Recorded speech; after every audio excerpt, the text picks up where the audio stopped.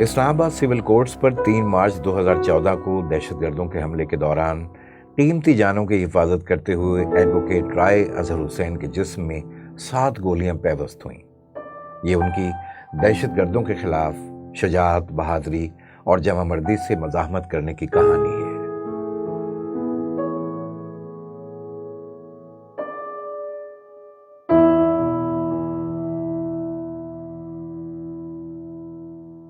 मार्च की रात मैं सो नहीं पाया। नींद कोसों दूर थी आंखों से और एक मेरे अंदर अजीब सी एक कश्मकश थी। अब मैं उसको खुद भी डिफाइन नहीं कर पाया कि वो कश्मकश मेरे अंदर क्या थी। मैंने 5 बजे बच्चों को उठाया तो मैंने बेगम से कहा कि आप जल्दी से तैयार हो जाओ, आप लोगों को मैंने अड्डे पे ड्रॉप करना है और फिर मुझे कचहरी पहुंचना है।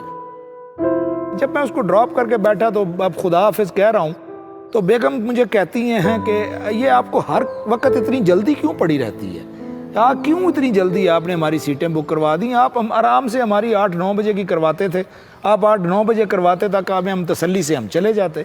अब आपको पता नहीं क्या आज काली पड़ी हुई है। मैंने कहा यार मुझे कुछ केसेस हैं, मुझे जाना है। मैं वहाँ पहुँचता हूँ 8:30 बजे। मैं अब उस रोड पे आता हूँ, मेन अपने चैम्बर की तरफ जाने वाले रोड के ऊपर। तो अब जब मैं काफ़ी आगे आ चुका हूँ तो अचानक एक क़यामत उठी है। मैं एक लम्हे के लिए थोड़ा देखता हूँ तो मुझे वो सामने उसने एक चैम्बर पे एम किया हुआ है और उसमें उन लोगों को मारने लगा, मेरे वकील साथियों को। और मैं सिर्फ ये सोचता हूँ कि मैं क्या कर सकता हूँ। मैं नीचे देखता हूँ तो एक पत्थर मुझे नज़र आता है तो मैं उसको वो मारता हूँ ताकि वो उनको ना मारे और रुक जाए। और वही हुआ कि वो उनको उसने नहीं मारा, वो रुक गया। उसने मुझे पीछे से मेरे कोट को देख लिया कि मैं भाग रहा हूँ। मैं तीसरे ही चैम्बर में, उस हाथ पे तीसरे चैम्बर में मैंने जाके अंदर घुसा हूँ तो मैं क्या देखता हूँ कि उस टेबल के बैक साइड पे भी मेरे 2-3 साथी वकला जो हैं वो पड़े हुए हैं और खौफ से कांप रहे हैं। और मैं अंदर से दरवाज़ा देखता हूँ तो दरवाजे के अंदर कुंडी नहीं। तो मैं उनसे कहता हूँ यार अंदर से कुंडी नहीं, लॉक नहीं हो रहा दरवाज़ा। तो वो कहते हैं अंदर कुंडी है ही नहीं। तो मैंने कहा बस यार फिर अब मैं तो गया, क्योंकि वो उसने उनको छोड़ दिया था मेरे वो पत्थर मारने की वजह से और वो स्ट्रेट अवे मेरी तरफ आ गया। उसने लात मारी दरवाजे को तो मुझे पता लग जाता कि अब ये आखिरी है। और उसके बाद फिर उसने वहीं से मुझे ब्रस्ट मारा। जब वो क्लाशनकोव का ब्रस्ट मारा उसने तो वो पूरी गोलियां कमरे से घूम के वो मेरे सारे इधर से लगीं और ये चीरती हुई लेफ़्ट साइड को मैं फ़िज़ा में गया। पूरा फ़र्श पे मेरी यूँ आँख पड़ी है और वो आँख देख रही है कि वो खून बह रहा है और मैं एड़ियाँ रगड़ रहा हूँ। वो बूट लेदर का था, वो फट गया, एड़ियों के ऊपर इतने इतने बड़े ज़ख़म बन गए। फिर आहिस्ता आहिस्ता मैंने देखा कि मेरी बॉडी काम हो रही है, जो बाद में मुझे डॉक्टर्स ने बताया कि बेसिकली ब्रेन फिर जो है बाकी अज़ा को शट डाउन करता है कंप्यूटर की तरह, और उसकी कोशिश होती है ब्रेन की कि दिल चलता रहे ताकि उससे ज़िंदगी बनी रहे। तो फिर ये वहाँ पे मैं वो पड़ा रहा। और उसके बाद मेरी खुदा से एक डायलॉग शुरू हो गया बिटवीन मालिक, मेरा वो क्रिएटर है, मैं उसकी मखलूक हूँ। तो मैंने कहा मालिक ये डील तो ना थी आपकी मुझे वापस बुलाने की कि आप इस तरह मुझे वापस बुला लेंगे। तो ये बहुत सा टाइम वहाँ पे लगा और वहाँ से तकरीबन हमें जो बताया गया बाद में कि आलमोस्ट कोई 30-45 मिनट के बाद हमें रेस्क्यू किया गया हॉस्पिटल के लिए।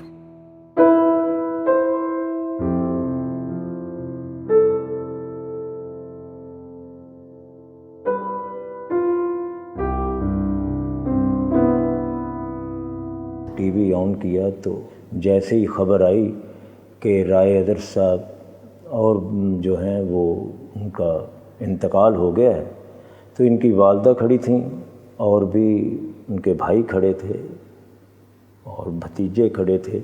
तो इनकी वालदा ने जब जैसे ही ये सुना तो वहीं पर वो फर्श पर गिरी हैं और बेहोश हो गई।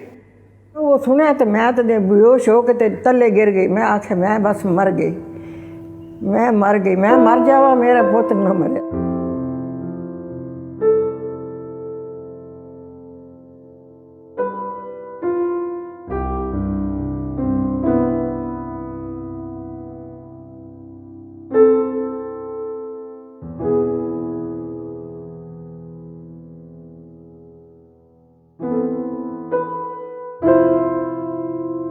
अभी हम उतर के गाड़ी में बैठे ही थे कि मेरी कज़न का फ़ोन आया कि तुम्हें पता है कचहरी में क्या हुआ है। मैंने उससे कहा क्या हुआ है, तुम कहाँ हो।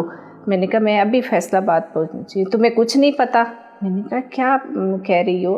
कि अज़हर को गोली लगी है। मैंने अम्मी को कहा, मैंने उसी वक़्त बच्चों ने भी रोना शुरू कर दिया, मैंने भी रोना शुरू कर दिया। मैंने कहा मैंने अभी वापस जाना है। मुझे कुछ समझ नहीं आ रही थी कि मुझे क्या हो गया है, और बस वो एक इतनी शदीद घबराहट थी कि भाई ये क्या हो गया, या अल्लाह ये मेरी ज़िंदगी में क्या हो गया मेरे बच्चों का।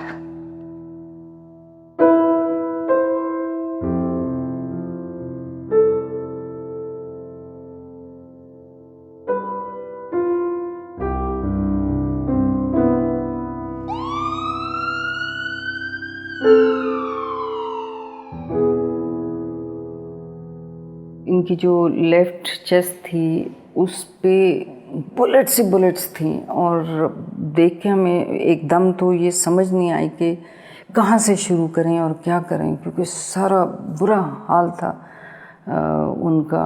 और उसमें फिर खैर हमने शुरू किया। इनको कंप्लीट ऑक्सीजनेशन के लिए इनको वेंटिलेटर पर डाला गया, और जब वेंटिलेटर पर डाला गया तो उस वक्त ये ख्याल था कि he will not make it. जब उठे और उनसे नाम पूछा गया, हाल पूछा गया, और वो हर सवाल का ऐसे जवाब दे रहे थे कि जैसे वो उनको इंजरी ही नहीं हुई। I named him living miracle because many a times we thought we have lost him. He had almost died. He has risen from the ashes like a phoenix. He has shown Pakistan that our post-traumatic stress disorder is the same as anybody or anywhere in the world. But additionally, we also experience a post-traumatic growth, both at the individual level as well as a community, but even more so as a nation.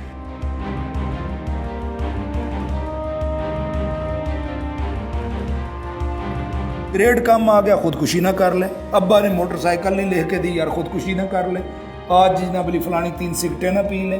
O ji grade में sir ने डांट दिया है जनाब, तो ये ना कर। No no no, look at us, हमारी तरफ देखें। डॉक्टर साहबा ने ये कहा कि राय साहब अब इस बेड से उठना आपकी जिम्मेदारी है, इससे आपको कोई नहीं उठाएगा।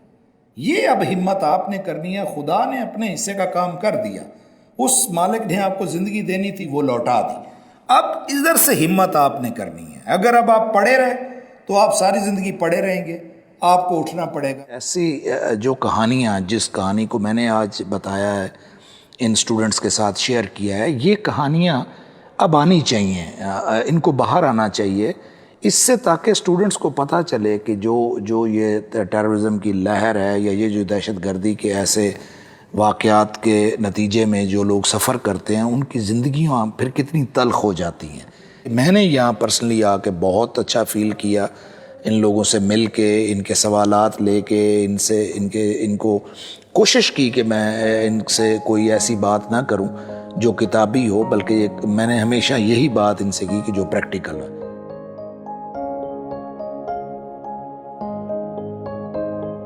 किसी भी मुल्क से हो, किसी रंग से हो, किसी नस्ल से हो या किसी भी मजहब से हो, मेरी जिंदगी का मकसद जो है वो हर उस शख्स का चेहरा और आवाज़ बनना है जो किसी भी टेररिज्म या डिसेबिलिटी का शिकार है।